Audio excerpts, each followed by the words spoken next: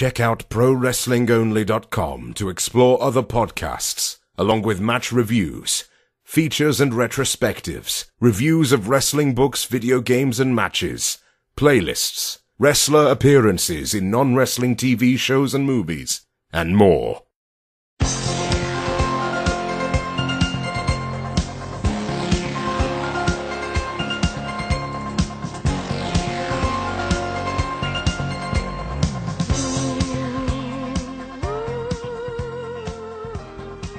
Welcome to all the listeners to the Military Industrial Suplex, the last episode of 2018. It's been a wonderful year for this podcast. It's been a wonderful year for pro wrestling. An interesting year, I should say. But today, I want to do something a little different. I've spoken to authors in the past. Liam O'Rourke. I spoke to Lavi for Trump Mania, Guy Evans for the Nitro book. But today I want to go into a different route. So not nonfiction, but fiction. And so today, I'm here with the author of Real in Memphis, Stevie Pearson. Stevie, how are you doing today? Very well, thank you. Thank you for such a lovely introduction. I'll pay you later. Well, I do appreciate that.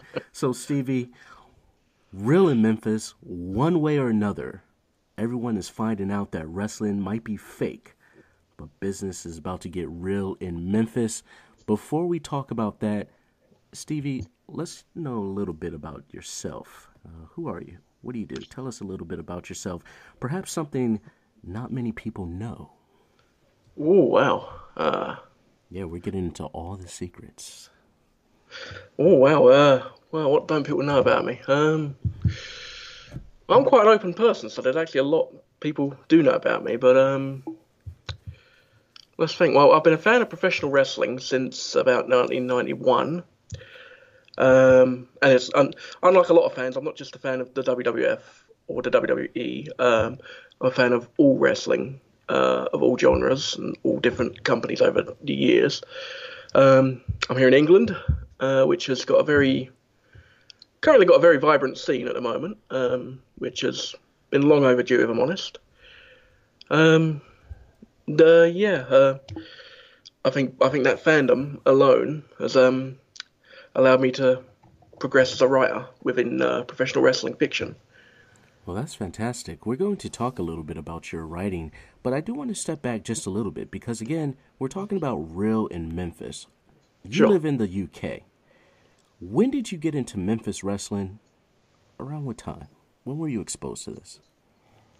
Well,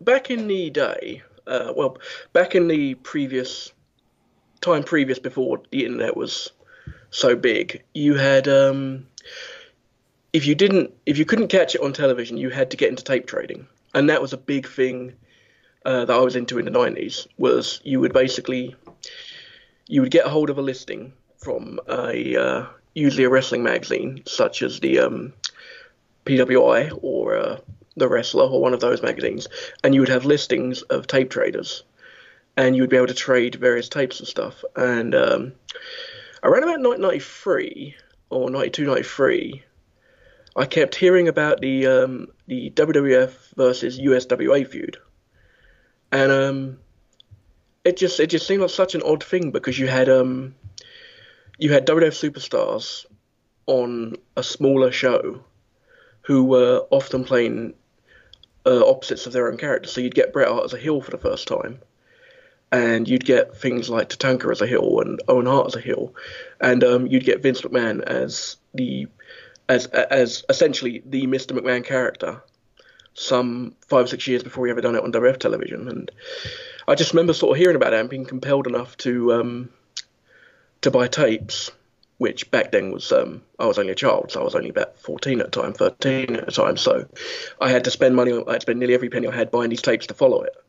But it was just such a wonderful conflict, basically, a wonderful alternative to watch, just to see the complete opposite of what people were playing out on WWF television at the time.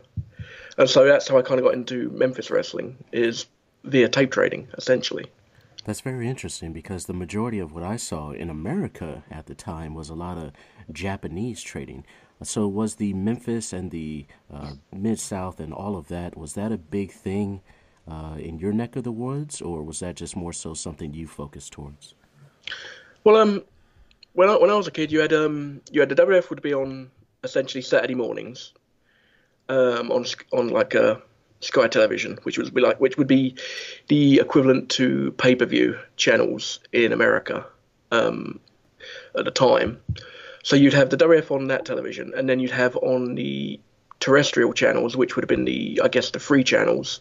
You would have WCW usually at something like its schedule was a nightmare to follow because it would be on a Friday night, but it'd be any time between 1 a.m. and to about 3 a.m. in the UK. So it's a bit of a nightmare to follow, but that would be the alternatives. So you had the WCW, which back then in '92 would have been going through a Bill Watts booking, and that would have been a more southern-based wrestling thing. And of course, the WF would have their own sort of centralized New York presentation, but would have the odd southern character and aspect and angle come through. And it was only until I started following Memphis wrestling that I genuinely had the first taste of southern wrestling, as they would call it, available to me. But it was always it was always there, if you get what I mean. It was always sort of like bubbling under. Mm-hmm. Huh, that's really interesting. And so all of that, the interest, eventually led you to Real in Memphis. Now, is this your first book? It looks like this is your first book. Yeah, basically, Real in Memphis is part of the Wrestling Noir saga, which is essentially a 10-book tale chronicling a somewhat archetypical following of the 80s wrestling expansion of the US, albeit done from a fictional counterpoint. So essentially, this would be the first book would be Memphis. The next book would be Dallas, and so on and so forth, covering the course of 10 books throughout 1979 to about 1989, 1990. Wow. So is there a Frodo in this book? Is there a main character that's going to be in all 10 books, or the majority, or how do you have that planned out? Well, essentially, I think it's more of an ensemble piece, really. It's a case of I'd have, it's sort of like in the way of Game of Thrones or Sopranos or shows like that, they'd have a central character, but they'd have loads of other characters as well. And you'd obviously whittle them down, and eventually, obviously, things happen to some of them. Some pass, some, it's like Game of Thrones. Some characters die, some characters disappear, some characters, merge and what have you. So it would be that sort of thing. I'd start building characters in one book, and then build characters in another book, and then combine the two as you grow. So then, in theory, by the time I get to say, book 5, I would have, I don't know, possibly 100 or something characters to play with. Oh, wow. Yeah.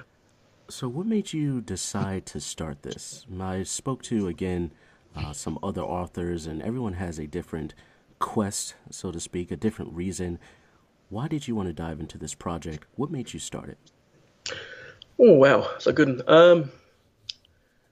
Basically, I think what it was when I was a kid, and I think wrestling, I think a lot of time with wrestling fandom and wrestling interest, I think it all depends on when you first start watching, basically. And I first started watching when I was about sort of 10, 11, which I think that's kind of a time when you kind of, you're still very, you've still got a very inquiring mind, but you've also got a kind of breadth of interest in fiction and storytelling, I think. And for me, I think what it was when I was about 10 or 11 and I was watching it, I used to watch guys like, I'm trying to think, you take, say, I don't know, you take like Legion of Doom, for example, or the Road Warriors, whatever you want to call them. In my head, when I was a kid, I couldn't sit there and believe that these guys would just go out there, have, say, a 3-minute squash match, and win that match the referee would ring the bell, they'd get their hands raised, and they'd go backstage, and that's the end of it. I couldn't visualize two great big scary guys like Hawk and Animal would just get backstage and just that's it basically. That was them done for. I used to visualize that they would join a motorcycle gang and just start a riot or something, or go to a bar and just basically cause a fight or something. I couldn't visualize that these were just ordinary people who had ordinary lives like the rest of us, and had wives and children and mortgages and expenses and bills like the rest of us. So it was like that sort of thing. It was like, I think you kind of chip away at that, and just sort of, when you're a kid, there's an element of mystery to professional wrestling. I mean, there still is now, but not as much as it used to be. But when I was a kid, it was just like the mentality. The question I was always ask myself would be, who is this guy? Or who are these guys who are doing this particular job or this particular sport or whatever, however we wish to phrase it? Who exactly are these people, was my thinking. Mm-hmm. And what did you come to discover? They're just ordinary people like you and I, but they're just the job and the lifestyle and the hobbies and interests they have tend to push them a bit further than the ordinary person, I think. I don't think I've ever met or ever read or heard an interview with a professional wrestler that I wasn't interested in. I didn't find interesting in some way, if I'm honest. Mm-hmm. Have you met any of these guys? Anybody that you've met that inspired some of the characters in your book? Well, I don't want to say outright. It's don't get sued here. It's a combination of you kind of hear storylines and you hear stories about people, but you also get ideas from other things. I'll also get ideas from watching telly, or I'll get ideas from just some of the people I know and some of the people I've met in life. So there's no one outright as such, but I get people sort of tell me that certain people in the books remind them of certain characters in wrestling. So it's kind of a bit of a, without trying to be a politician here and just deflect the question, there's a bit of a yes and a bit of a no with that one. Oh, that's fine. That works. So I guess my question here is this. Sam South, obviously main character in Real in Memphis, what made you want to set the backdrop? I know you talked about your love for Memphis, but again, it sounds as though you've watched a lot of wrestling, grew up with wrestling, still a wrestling fan. What was it specifically about Memphis? Again, a guy living in the UK. What captured your imagination about the entire Memphis scene? And as you said, Dallas, and just going through the territories where you say, I want to write a book, 10 books, we're going to start in Memphis. Well, I think if I were to start with New York or the WWF, for example, or the WWF at the time, I think generally there's so much to cover there that's just so vast by comparison to something like Memphis. Because Memphis, they used to run at the Mid-South Coliseum every week, which would draw something like 10,000 people, and they had a television show, but most of it other than that was just house shows or live events sort of thing. And so it just felt like you could have a more of an intimate thing, basically, an intimate sort of way of telling those stories and putting things across, as opposed to with, say, the WWF shows, which were just so much more vast in scale and so much more. Just everything in the WWF was just bigger and brighter and louder, basically. Whereas the Memphis stuff just seemed a bit more, I don't want to say wholesome, but a bit more, I don't know, a bit more modest by comparison. And I think if you're starting a tale that's going to span so many books, then you kind of want to start small, and as things gradually progress, get bigger and bigger and bigger. And I think that with Memphis and Dallas and Houston and Portland and just all these territories of the past, the history is still obscured just a little. Yeah. I mean, obviously you have people like Al Getz, who will be on the podcast soon, who is charting the territories. And so I recommend everyone follow him and his journey, and the credit card bill attached. And I just find that really interesting. I think there's still a lot of unknowns, and it's still the Wild West to a lot of people, because a lot of these places have a canon and a mythology to them, but not as, how should I say, not how refined as the WWF and the New York canon, obviously, because that's been cultivated through $1 million ads and just throughout the generations. So Vince McMahon did a really good thing in keeping the legacy, or rather the story of the WWF, once he came in control, just keeping that going, and the associated stories, etc. from there. Where again, Memphis, there's some creativity that can be had in some of the holes that have yet to be filled. Going back to Memphis, do you have any favorite memories, any moments, any stories, perhaps something you uncovered while preparing for this book? Well, a lot of it, watching the old TV shows, a lot of great historical things happened in Memphis, in the Memphis territory. Most of it, of course, involved the king. To this very day, I'm still mesmerized and shocked and, I guess, confused. Well, not confused, but sometimes when you watch that clip when Lawler got run over that time in an angle, even now you look at that and think, that's one hell of a way to sell an angle. Because if you know the clip, I've seen it. It's on the YouTube. It shouldn't take too much to find. But of course, yeah, this is a very famous thing that I think a lot of people have seen. But go ahead. He literally just flips into that damn thing, and it's like, what the? You're just like, Jesus Christ! It's you wouldn't even consider doing that now. If they were to do that angle now, they'd use a stuntman or they'd use clever camera work. But no, it's just he got run over. He essentially got run over to sell a wrestling angle, and you think that's, to this very day, that one sticks in my head because it's so brutal. And Lawler's a good athlete by all obvious accounts, but he wasn't like sort of a Shawn Michaels type of guy who could flip and take ridiculously over the top bumps or anything. So that car hits him at a decent speed. And it's like you hear the stories afterwards that people, rang the police, because they genuinely thought he'd been hit for real. And you think, what the hell, And that one always sticks into my head when I think of Memphis, is that particular angle. Yeah, that's the big one, the concession brawl. There's another one that's happened down there in that area. It's another famous incident that Jim Cornette still talks about to this day. So let's get into, you've already established your base. So you've already decided what you want to write about. Sure. Talk to me about the process.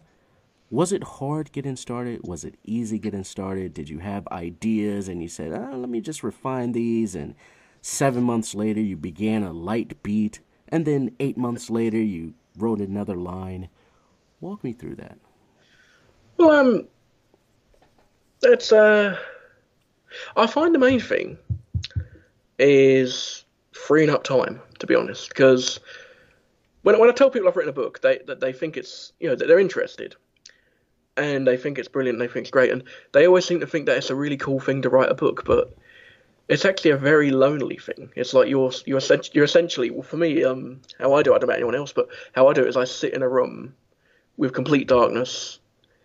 I'll go on Spotify and I'll make a playlist of Southern rock or something, or Skynyrd or something, and I'll play that quietly, and I'll just sit and type.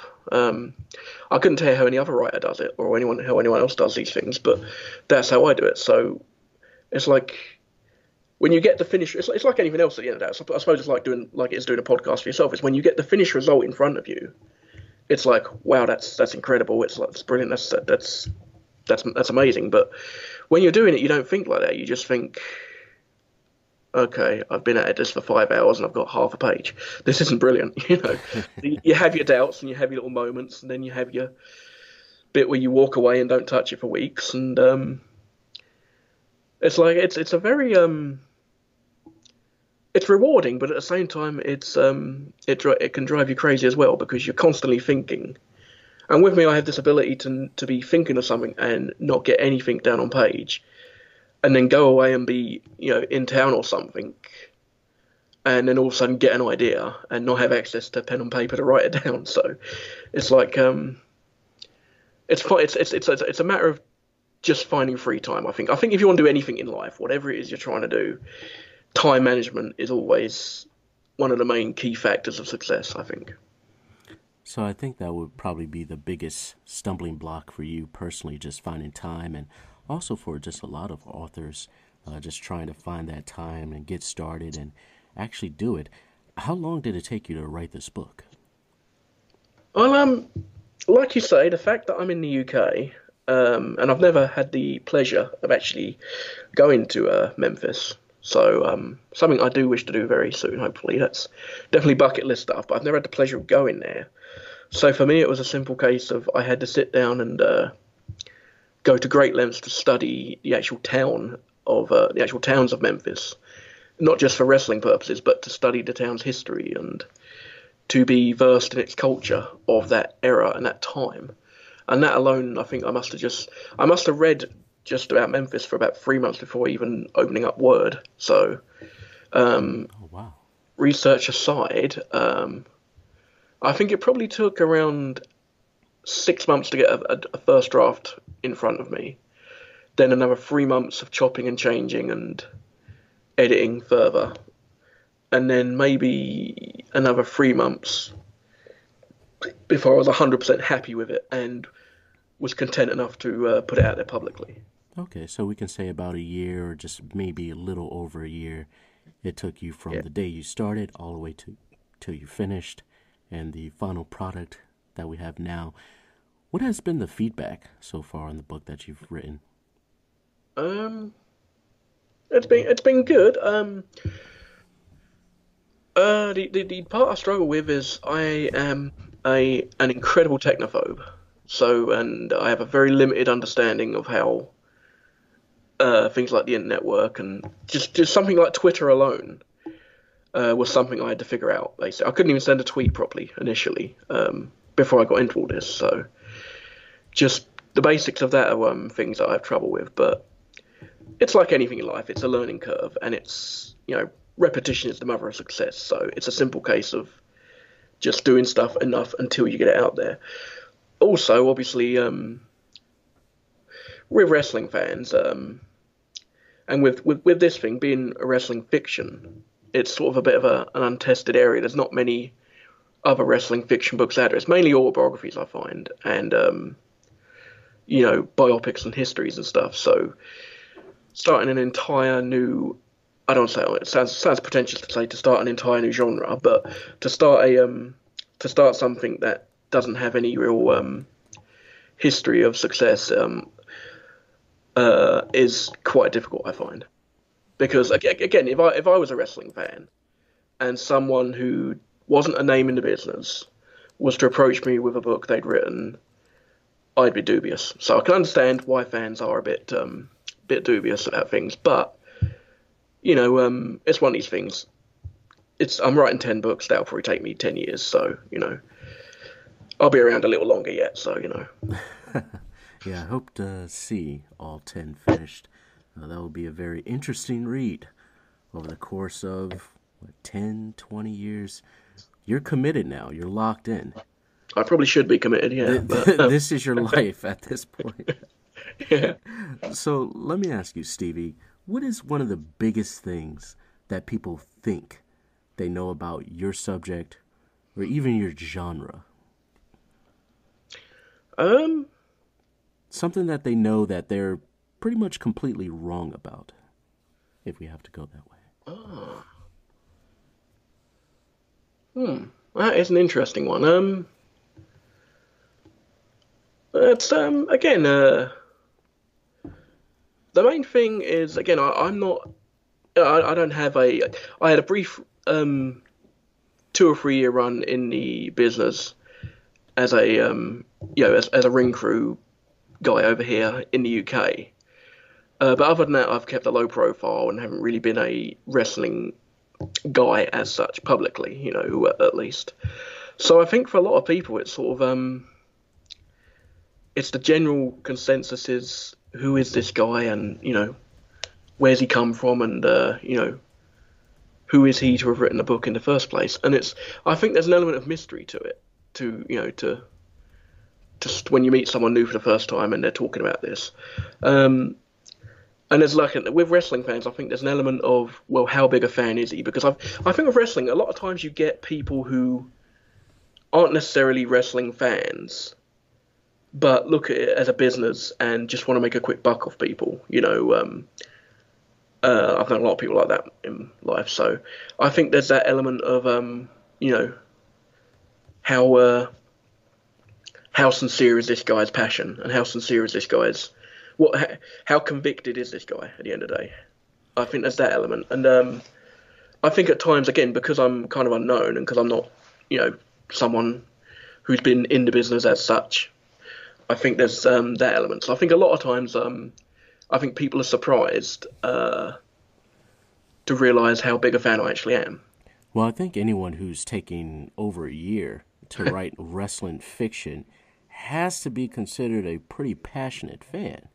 I mean, it would be pretty hard for me or anyone I know or anyone who's been on this podcast to say that someone who's dedicated that amount of time to this isn't passionate about it in some way, because, as you mentioned earlier, the pro wrestling fiction genre, if we want to call it that, isn't exactly profitable. This isn't a multi-billion-dollar business that you're just jumping into knowing you're going to make $1 million.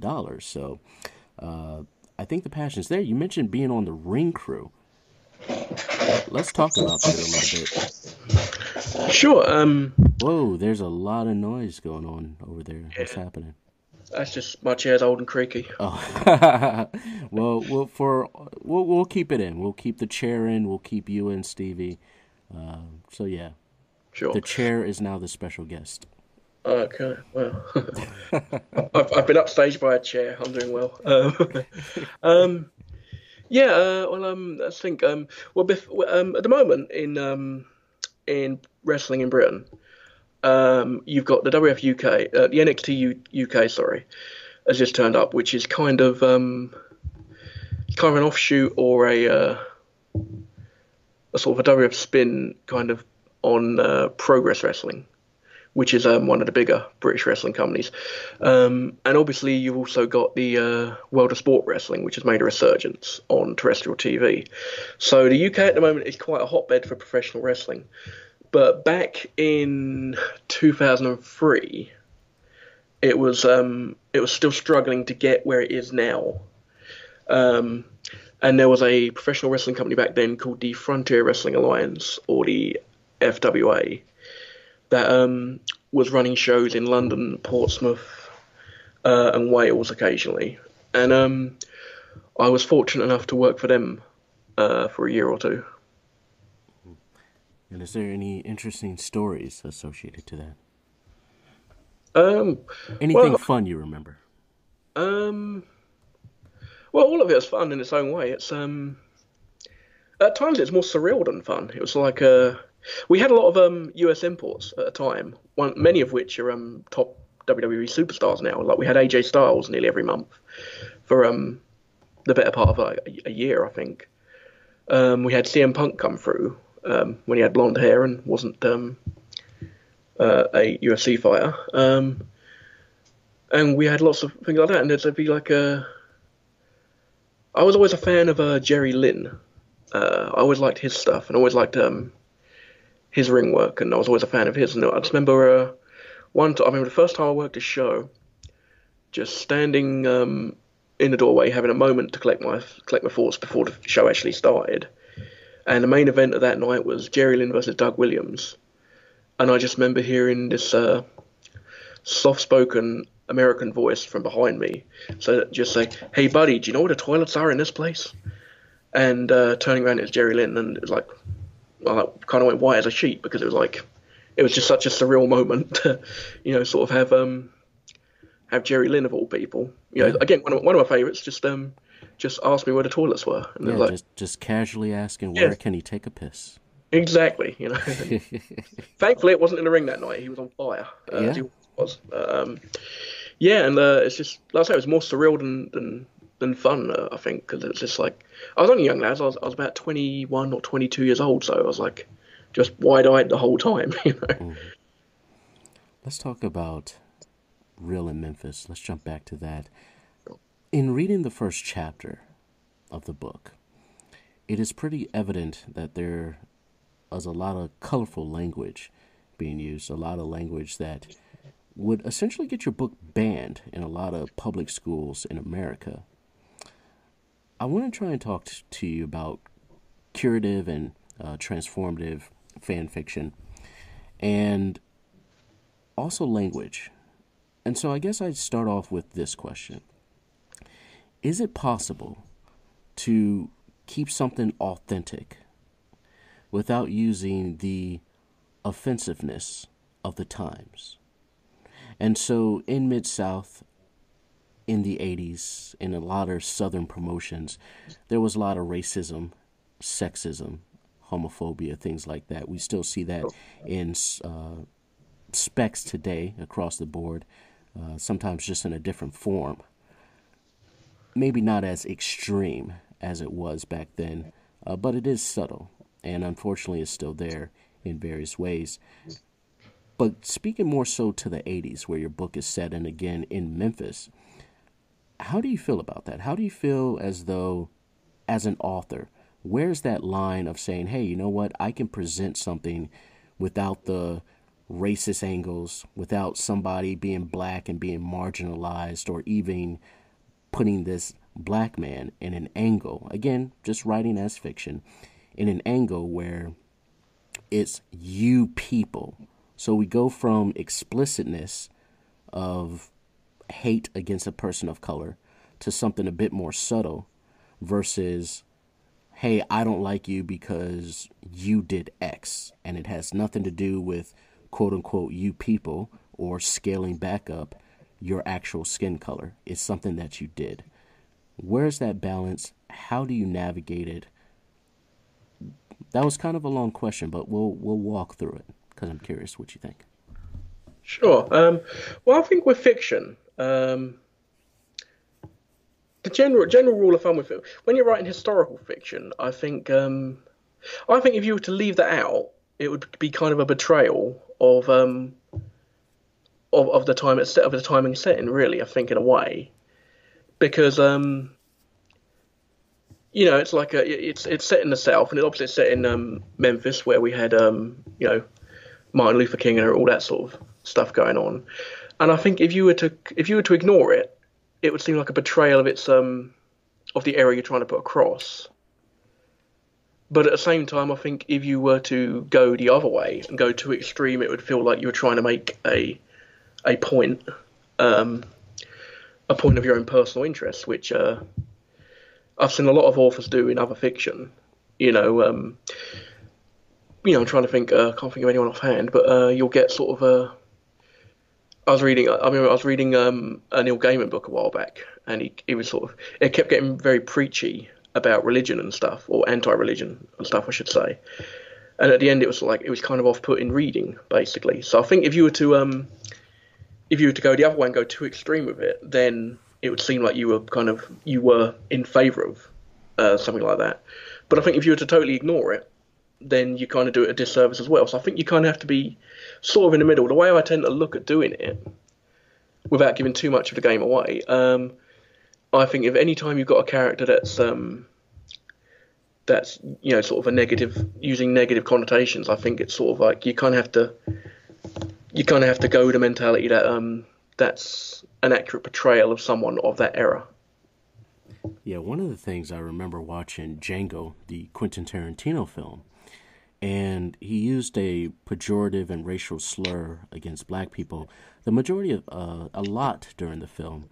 And some people felt as though, obviously, you have this white man constantly just using the word and just constantly writing it down and having his character say it.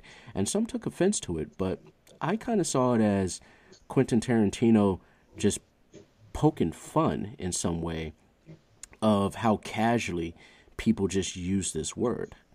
And I think it was an extreme and an exaggeration of Was this commonplace back in that time? Yes. Was it as commonplace as he was using it? I don't think so.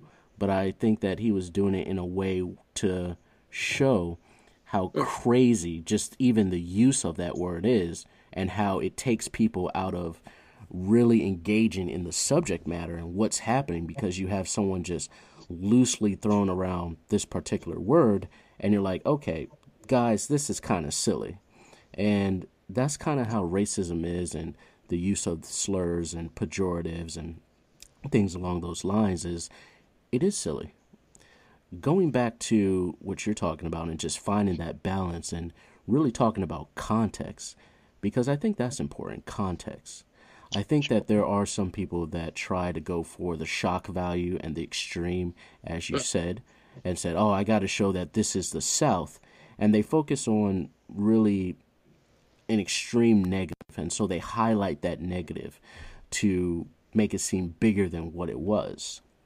And I think that for me, the challenge in reading some of these books is just really finding a place where you can convey bad ideas, but not necessarily in a bad way, where a lot of people who have felt marginalized in a lot of areas in their life for right and wrong reasons, something that they can still gravitate towards. And when you want that emotional punch, you get it.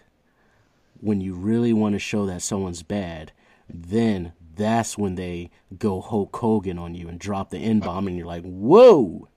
Yeah. That's the moment.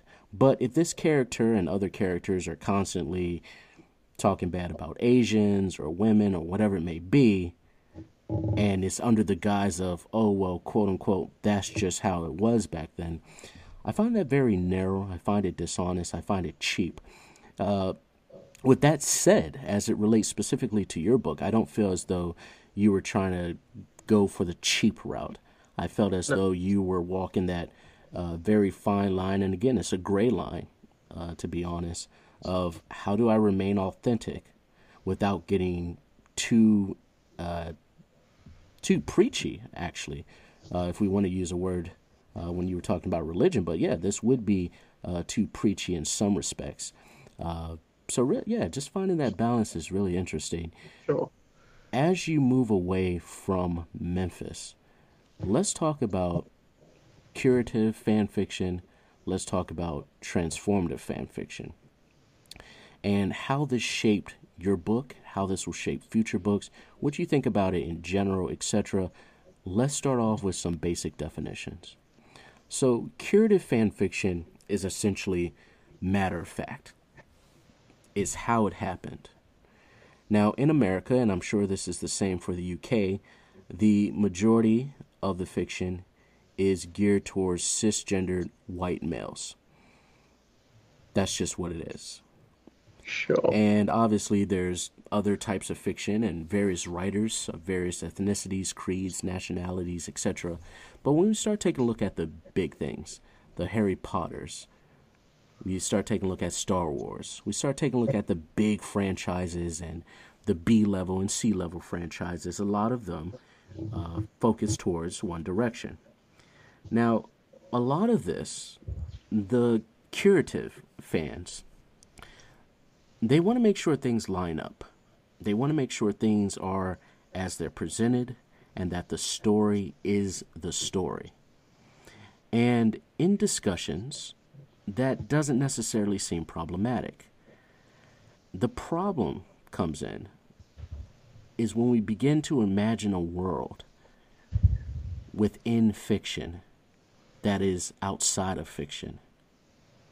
And what I mean by that is we take a character like Santa Claus and we say, hey, you know what? Let's take a look at the qualities that make up Santa Claus. Not the gender, not the beard, not the clothes, not Santa Claus's identity, but who he is inside. And if we take a look at that, that unites the world and unites a lot of people where they feel as though, hey, I can be Santa Claus. Or being Santa Claus is a thing that everyone should want to be at one point in their life, for whatever reason, because these are good qualities. These are qualities that speak to many households around the world and to many people. Brian Cage recently got into a little controversy on Twitter, as he said he cited a study, and he didn't say what study exactly, but he mentioned 17% of Americans believe that Santa should be gender neutral. So now on the surface, to some people, and this goes more so towards the curative fan base, Santa being gender neutral is completely stupid. He should never be gender neutral. He should be a white, cisgendered man, and that's just that. But when we start taking a look at people who are kept out of these very popular narratives and yet participate in these popular narratives, Brian Cage is essentially saying, and I don't think that he meant this out of malice, but he's essentially saying the same thing that you hear in the cosplay world. Hey, you're black and you want to be an X-Men, you have to be Bishop. If you're a woman and you're black, you have to be Storm. You have to be Black Panther, T'Challa. You have to be these characters. You're not allowed to be anyone else. But if you're a white guy from Ohio, you're allowed to play any Japanese character that you want. My question to you is this: when you are writing,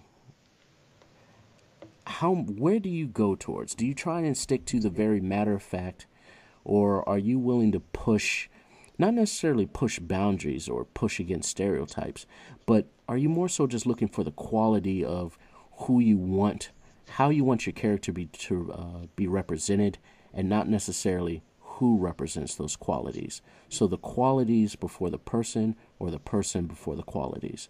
Or is there a match, or excuse me, not a match, but how should I say this, a mixture, a peanut butter and jelly, if you will, something that just gels together? Wow, that's a mouthful. Yeah, sorry about that. That's fine. That's not used to thought-provoking questions on a Sunday. Trying to think. Well, I think at the end of the day, when developing characters, the main thing I look for is, do they hold my attention? So, like, if you look at if you look at Star Wars, for example, you mentioned that. When Darth Vader, the minute Darth Vader turns up, he's got your attention. Whether it's because he's dressed all in black like a robot vampire, or whether whether it's his commanding voice, or whether it's the fact that he's choking people out within 30 seconds of being on screen. At the end of the day, he's got your attention. It's like, okay, you've got my attention. That's that. That's the main thing, I think, with every good character. It's like, I'm a big fan of Sopranos. I think that's one of the greatest dramas of all time.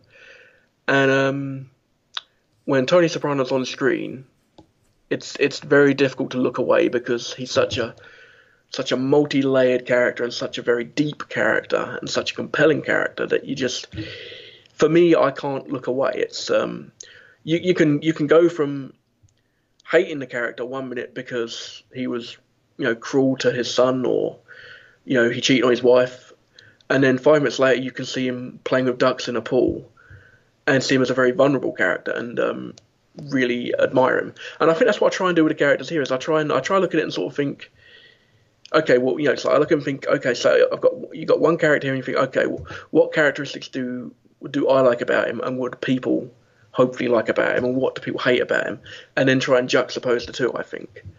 But as far as stereotypes go, I try to sort of I try not to stick to them too much, because on the one hand, stereotype characters are a great way of getting a character's basis across, and getting a character's essence across. But in the same breath, it's like they're just not always that interesting. It's like if you look at wrestling as a whole, if you were to be channel hopping, for example, and you were to see a a guy dressed like the Patriot, for example, a flag waver, and that within a matter of seconds, your brain instantly identifies that guy as a good guy and as a lover of America, for example. And Booth, that's the way, and that's the entire character there. You need a matter of seconds to get that. But with books, obviously you can. There's a lot more depth and a lot more basis to go with. So you can go a lot deeper than that anyway. So for me, it's a case of you kind of just want to get straight into it with a character and build on that character, give them a bio, give them a background, unleash that page by page by page until the reader knows exactly what that character's like, exactly who that character is, and exactly what that character's likely to do and how he's likely to react. I think that's very interesting, and I totally agree. When you start taking a look at these stereotypes you mentioned, some people feel as though, again, as I mentioned earlier with the X-Men example, that people are boxed in, or there's others that make them feel boxed in. There are pressures that some authors feel as though they need to appeal to a certain demographic, or the book isn't going to get out, or it's not going to get out to a certain level. When you're writing, you're serving several masters.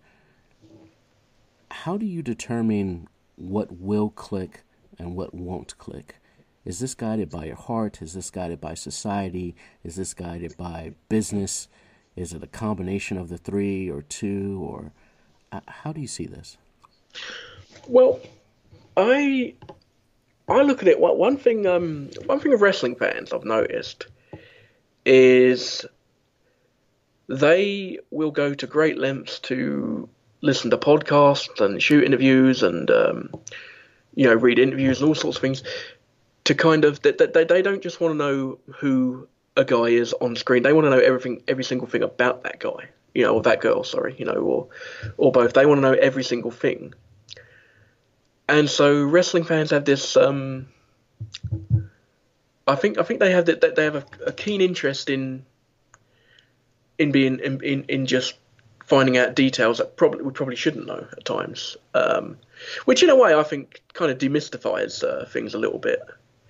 But in the same time, I think that's kind of the angle I look at it. I sit and think you would have sort of, say, someone's wrestling character that you see when the bell rings in the books, and then then the books would follow on for what they're like outside the ring and their out ring exploits. And so that's the thing I always look at and think. I'm a wrestling fan, so I know I have the curiosity there. So I know if I'm reading up on someone, it's because I'm interested about that person's wrestling character and want to know more. So. It's a case of just bearing that in mind. So I guess it's safe to say that for you, it's not necessarily any social, political pressures or anything related to the business side. It really still comes down to the character itself. And I think it's safe to say that, again, when we start going into the transformative, we begin to talk about change, where a lot of people feel as though the characters that you have in your book, if it were to be made into a movie, the Harvey Wallbanger, and again, as I mentioned, the Sam South earlier, these guys, and even Ron Golden, the Golden Wonder, Ron Golden, that these guys can essentially be played by anyone. One of the tricky things, and you mentioned earlier when we started talking about timepieces, is that there are certain characters in fiction and in nonfiction. Well, let's just keep nonfiction out of that because that's a whole nother rant for a whole nother day. But mainly when we're talking about fiction and the adaptation to television, movies, etc., there's a lot of characters who their race or their sexual preference isn't really central to the story at all. And you can remove this and replace it with anyone else. And as you mentioned, the characteristics and the unique attributes of that person still will shine through because that's the most important thing. When we start taking a look at that and the characters that you create, are any of them really rooted in their identity? And what I mean by that is this. Just jumping outside of fiction for a bit, obviously you cannot tell the story of Martin Luther King with Larry David playing the role of Martin Luther King. While I think that would be very interesting, Martin Luther King's entire story is really based on his race. Where if Martin Luther King was a white man living in Alabama and Georgia at the time, and et cetera, his experience would have been entirely different. Would his mindset have been? I don't know. Perhaps. But his experience would have been different. When we start talking about a lot of fictional characters, again, Harry Potter, Luke Skywalker, etc., their skin tone doesn't necessarily make a difference in their journey. So with your characters, as we begin moving into the transformative way and we start talking about change, how would you feel if your characters are reappropriated in some way? What, if someone else was to adapt my work and do it accordingly? Yeah, if someone said, hey, you know what, I want to do Ron Golden, but instead he's going to be a Persian guy and he's going to be bisexual and he's going to have 7 kids that he's adopted from Indonesia. How would you feel about that?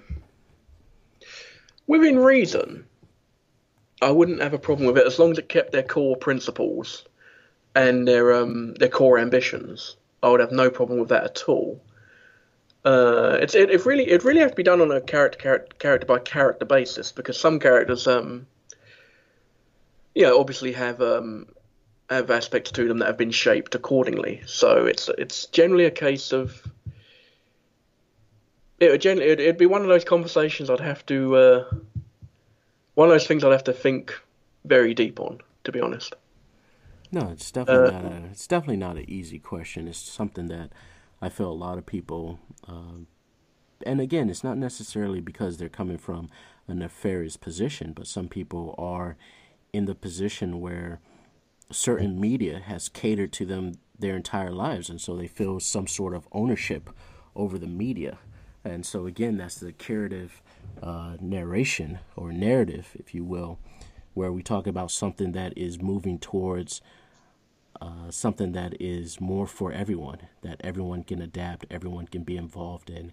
And at the end of the day, it really just comes down to, hey, if you want to be Gambit for Halloween, do you have Gambit's qualities? Are you trying to do an accent? Do you have the red hair, etc., etc.? And not necessarily are you a male, are you a female, are you black or white or Japanese, or really your nationality, ethnicity. It doesn't really matter. Do you have the characteristics outside of the skin color, outside of the height, outside of the weight? Something that is easily tangible, but again, more so the qualities and mannerisms that can be adopted by anyone. The holidays are upon us. Stevie, what are you getting for Christmas? Hopefully peace and quiet. Yeah, it's been a manic year. I don't know. I look at it and think if I knew what I was getting, then it would take the shine off, wouldn't it? So, Well, anything under the Christmas tree or any package that seems kind of heavy, feels kind of like a bowling ball. It's kind of round that you might guess is a bowling ball. There's a few, and thankfully nothing's ticking. So okay, well, that's definitely always good, especially the time that we unfortunately live in, where that is happening. So, and hopefully no one hates your book that much where they're selling your book. I should hope not. I can only apologize if that's the case. Yeah, it's like, hey, just leave a bad Amazon review. This is way too far. That's a bit much. Yeah, well, hopefully that's not the case. And like I said, the reviews sound like they've been good. I know I enjoyed it. For your second book, sure, what have you learned from this experience where you say, okay, I'm never doing that again, or, hey, you know what? I kind of need to do this times 10. I know you mentioned you haven't been to Memphis. Is your next book set in Dallas? Have you locked down that location? I've not been to Dallas, but I watched the TV show. Okay. Yeah, because my question is that when it comes time for that second book, you should probably really come to America and experience whatever that location is outside of the reading, etc. Just really get in there. And so I think that's what you should do for your next one. I certainly would love to come. I got to be honest. The entire South of America really appeals to me. I got to be honest. Not that anywhere else doesn't appeal to me, but those southern states really appeal to me. I got to be honest. I think it's because I've done so much research on the American South, but Atlanta, Texas, all those places, Memphis, obviously, those places really appeal to me. Okay, that sounds good. Any New Year's resolutions? We're closing out 2018. You are the final guest on this podcast. So before we sign off, is there anything else you would like to say, Stevie? You gotta wish everyone a Happy New Year. Oh, well, obviously that goes best. Yeah. Happy New Year from the UK. Why not start your new year? Why not start 2019 by buying a copy of my book? Very good. Yeah. And the book's name, Real in Memphis. Wrestling Noir, Real in Memphis, yes. That's right. And where can people buy this book? You can buy it from my website, wrestlingnoir.com. You'll find all the links and information on there. And it's on Amazon, is that correct? Because I purchased mine from Amazon. Yes, you did, didn't you? Yeah, I have it on Amazon. Finally, like I say, I'm a little bit behind the curve on technology. So finally, I have it available on Amazon.com and Amazon.co.uk. So finally, in America. So yeah, you can find it on Amazon.com. Here we are. Real in Memphis, A Tale of Territory, and Turbulence. So yeah, it's all there. All the information is there at the website at www.wrestlingnoir.com. Very good. And the final thing, if anyone wants to follow you on Twitter, Instagram, do you have any social media? Where can people follow you? Well, yeah, I'm on the Facebook at Stevie Pearson. I'm on the Twitter at Thy Stevie Pearson. That's THY, not the, because somebody beat me to it.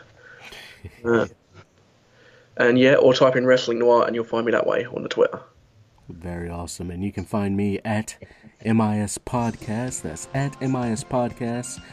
The Military Industrial Suplex. Again, it's been a wonderful year. And I want to thank all the guests. Stevie, I thank you. Kelly, Tim, Dylan, Guy Evans, Liam O'Rourke. Just so many people from 2018 and even 2017. Just all my guests.